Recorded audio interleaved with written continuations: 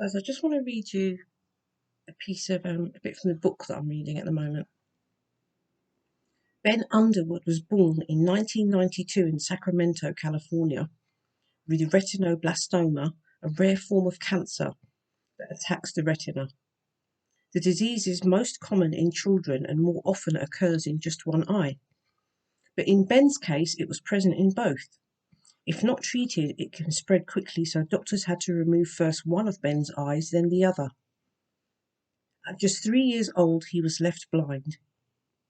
His mother, Aquanto Gordon, remembers vividly this heart-wrenching time, but says she knew that he would be fine. She had been close to a blind boy growing up, and had seen how people over-helping him had disabled him further. Ben was going to experience his childhood, she recalls, and whatever it took for him to be that kid, I wanted him to be that kid. I had complete confidence in him.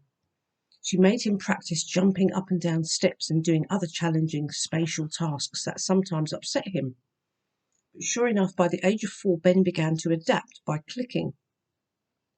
Using his tongue as a percussive instrument against the roof of his mouth, Ben clicked in his bedroom, in the living room, and in the kitchen, even in the bathroom. He would go into the bathroom and just listen, Aqua says, to the sink, to the trash can, to the shower curtain, everything. She encouraged this, understanding that it is his new way of seeing his world. Make the sound, baby, I told him. No matter what you do, just make the sound. It would have been so unfair for me to tell him he couldn't see because he didn't have eyes. Ben himself was likely too young to understand what he was doing, which was simply the instinctive way his brain reacted to his newly sightless world.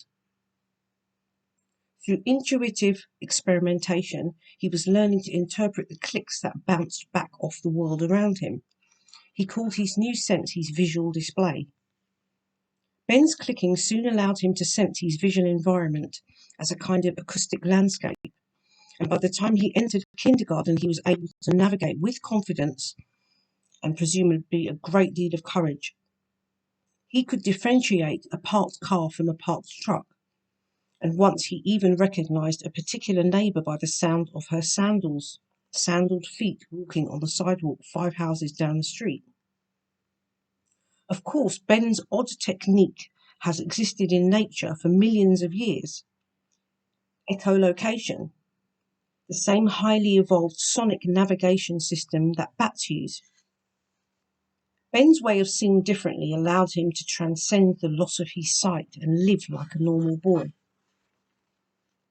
Remarkably, he rode his bike around his neighborhood, played basketball and tetherball, and even beat his brother at video games by learning the significance of the different sounds.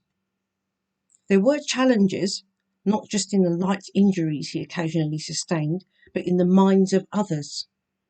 In contrast to his mother, his school administrators didn't want him to play on the monkey bars, and later on, his refusal to use a cane infuriated a school counsellor. But he had already overcome blindness, so there were just small obstacles to him. Ben died at 16 of his cancer, but he lived a life of enormous possibility and relative freedom to which we can aspire. He made tremendous layers of meaning out of meaningless information. Ben's story is a testament to human resilience and indeed innovation. His process of developing echolocation exemplifies how the brain innovates. Thus, from the perspective of neuroscience, his experience is not surprising, though it is exceptional. His life proves that we have the ability to physically change our brain, not in spite of his inherently interpretive reality removed nature, but because of it. Ben's brain found an answer to that essential question, what's next, because he cared to. He also needed to if he was to have a normal life, and his brain was evolvable toward this end.